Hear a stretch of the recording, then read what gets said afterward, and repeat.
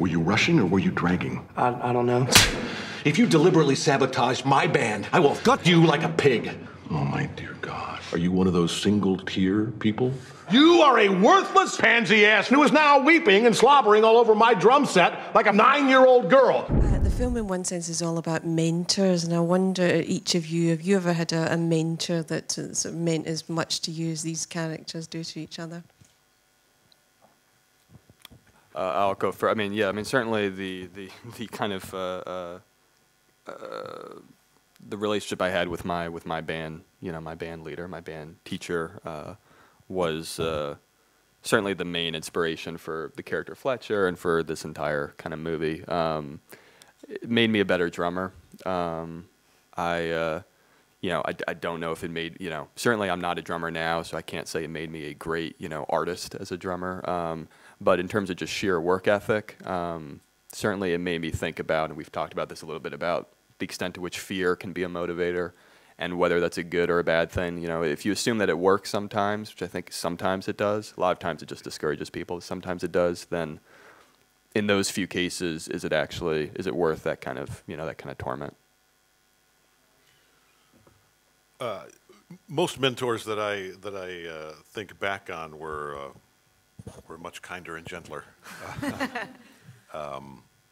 and really the people who, in my experience, who used fear as a motivation, I just don't respond well to that, and so I don't. Miles? Yeah, I mean, I kind of echo, you know, the stuff that J.K. said in terms of, you know, responding to. I had a piano teacher when I was young who was like pretty tough on me, but I didn't have the passion for piano, so I just quit taking lessons from her. And then I had the closest thing I have to Fletcher was a driver's ed teacher I had that was just so out of left field. The guy used to get so pissed off, like, if you could not parallel park, and literally would like slam stuff and would really strike fear in his students, and it was just such a bizarre like displacement of that kind of like energy. And so but yeah, I never had it with, you know, like acting. Yeah. A dangerous environment as well to lose it. Right? Yeah. Yeah. We're going to go up to the back. Gentleman at the back up there. Yes, hello. Damian, I've just made a documentary about James Brown, so you probably know a little bit about him as well, and the fear he struck into people, so I was laughing as well. Yeah. I actually have a question. I was reminded... I just want to sell my documentary.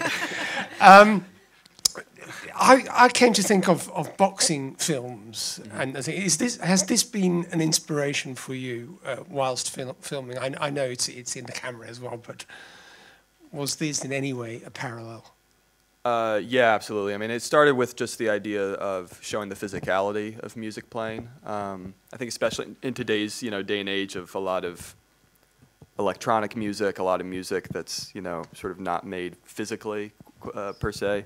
The idea of physical musicianship and what that does to the body, I think, is interesting and sort of underappreciated. The way that, you know, trumpeters screw up their lips and pianists screw up their fingers and drummers kind of screw up their hands and sometimes their full arms. And so that immediately kind of brings you more into the realm of sports.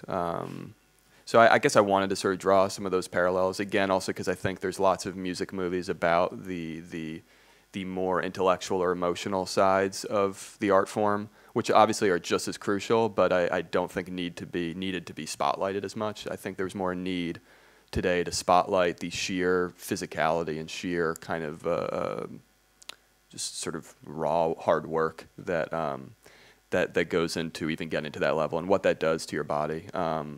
And I just remember, you know, I remember my hands bleeding a lot, and so so a lot of the imagery just came from my own, you know, just my own personal experiences, and also the rage you feel sometimes as a musician trying to get something right. In a way, it mirrors Fletcher's rage at his musicians. Andrew gets just as angry as Fletcher ever does, you know, at himself when he's not getting something properly in his practice room, and that's a sort of feeling that I think a lot of musicians can share, that sort of feeling of butting your head against a wall and it's not giving in, and you can't do whatever you're setting out to do. So I think, yeah, I think there's a kind of anger and a physicality that comes from that to me is not that far from, you know, the stuff you see in Raging Bull. Damian actually gave me a copy of Raging Bull to watch as kind of a preparation for this. So it's a little how much pain he was going to put you through. Yeah, right. Yeah, a little DVD commentary note right there. Yeah. A little known fact. Man's got the microphone there. A question for Miles. Can you tell us a little bit about the logistics, of doing the final scene? You know, how long did that take? Yeah. Was it real blood? And as someone who personally can't play a single instrument, how much of that do you make up as you go along? Or is there music for a drum solo? Yeah, I mean, it's all kind of blurry because we did film it in 19 days. I think we spent 2 days on that last performance. And, you know, one day we did like 140 setups, so it was just kind of like, you know, just a ton. But yeah, Damian pretty much, you know, would tell me to play a 10-minute drum solo. And I also had the music for the drum solo, you know, before we started, and it was something that I was listening to. And absolutely, there were parts of it, as there were with Whiplash and Caravan, that I tried to know by heart. And you know, whether it's something on the hi-hat or, you know, Damian liked when I'd be going back across the cymbals, so he'd say, okay, yeah, let's do it again, but, you know, do that kind of back and forth thing. I really like it when you're moving around the kit like this. You know, we'd kind of do that. But yeah, I mean, for a lot of it, it's just kind of like you're playing a 10-minute drum solo and people have to listen to it. And like, yeah, it's great because I played drums in my house and my parents never really told me to quiet down and stuff, but nobody wants to hear a 10-minute drum solo. But in this, it's the climax of the movie. Not mine. No. It was a vat of Damian's that he'd saved up from his college. That should become the official answer. Yeah. Gentleman's got their microphone up there in the background. Hi guys, I really enjoyed the film. My question is for Miles and JK. Miles, you were speaking earlier about being taught the drums and, you know, practicing the drums for this role. In the previous films that you guys have made, what other skills have you picked up, if any? New skills through work. You know, I don't know. None. I'm playing a boxer. I guess for this movie, it was kind of the first thing that I really honed in on a skill because that was such a pivotal part of a performance.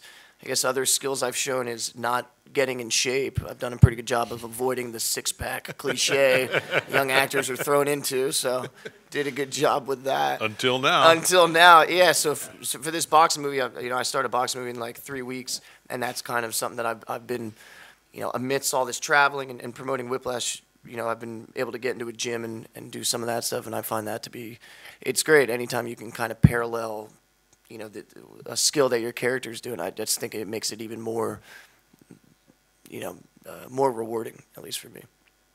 JK? Yeah, I haven't had a lot in the way of specific physical training for things, you know, stunts and fighting and stuff like that early on, and doing dialects or accents. But yeah, in terms of learning real physical skills, I haven't. I'm sure, you know, somebody will say, you know, will point out 3 things that I did 19 years ago that I've totally forgotten about, but nothing's coming to mind. Lady down the front. Yes, I want to ask JK about projecting fear and how you went about making him so terrifying, and if you stayed in character in between, and what you did. I terrorized the entire crew, the entire 19 days. Crafty hated me. Well, he was scared of me, David. No, we quickly fell into a rhythm of just having fun, goofing around on the set. Actually, in between takes, you know, Damian would yell cut, and you know, this kid would try and amp up the testosterone. Yeah, right. It's okay. It's just right there. Oh, good. Thank you. That's good. He would, you know, he would reassert his masculinity, which I had stripped him of during the previous take, or he would attempt to. So yeah, no, it was pretty light. And honestly, as far as you know, creating the character, I felt like I was just channeling what Damian wrote, you know, and there was no conscious effort on my part to achieve anything other than bringing his work off the page. And we got a gentleman over here with a question. Mr. Chazelle, congratulations, and all of you, congratulations on a great film and a phenomenal run. Mr. Chazelle, you sort of touched on this subject already, but I'd like to come back to it. This arc of talent and hardship and triumph is sort of like the arc that we see on biopic films, and this being a semi-autobiographical film, I was wondering if there were like elements of biopic films that you tried to avoid or stick to.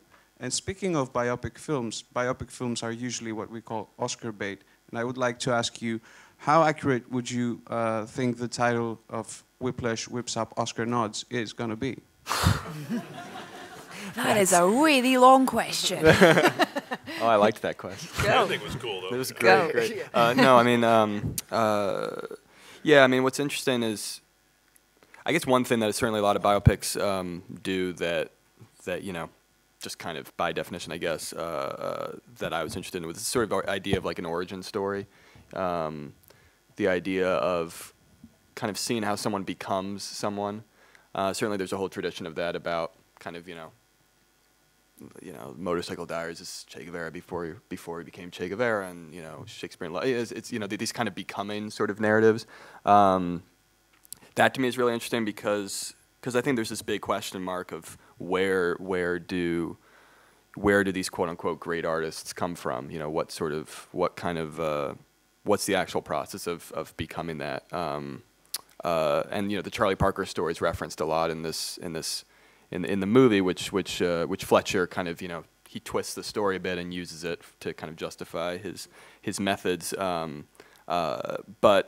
But it also, there's this question that's kind of underlying it, which is that we don't really know exactly how Charlie Parker went from in his teens being a kind of undistinguished sort of saxophone player who no one in Kansas City at the time thought, including the really kind of smart jazz people at the time, thought would gonna go anywhere special, to suddenly within a couple of years, literally, you know, by the time he was 19, already being hailed as the greatest musician on the planet. You know, I mean, it was just this kind of immediate sort of thing. So it poses all these kind of questions. It almost seems like, you know, like a Faust story or something must have, you know, it's like, or the Robert Johnson kind of myth as well, of that he sold his soul to the devil in order to be great at guitar, you know. So there's that whole myth, and so I think less than sort of strict kind of looking at specific biopics, it was more that kind of idea of looking at the biographies of some of these musicians, and especially the kind of missing pieces early in their life, and trying to sort of fill in what might have been, that I was interested in. And then, yeah, I guess to the second part, I mean, it's certainly, you know, well, we'll see. But I guess the one thing that I'm certainly very kind of grateful for is that, you know, that no matter what happens, that, you know, a movie about a jazz drummer actually, you know, can connect to people who maybe weren't in that world. It's such a specific, esoteric world in many ways, but my hope was always that that it could connect. And I think in large part, thanks to these two guys, they humanize it, and they also universalize it in a way that that I think wasn't apparent on the page. And how do you feel about Whiplash whipping up Oscar buzz? There you go. You're not getting away with it. How do you feel, Miles? Good. So how's it going with the studio band? Good. Yeah, I think he likes me more now.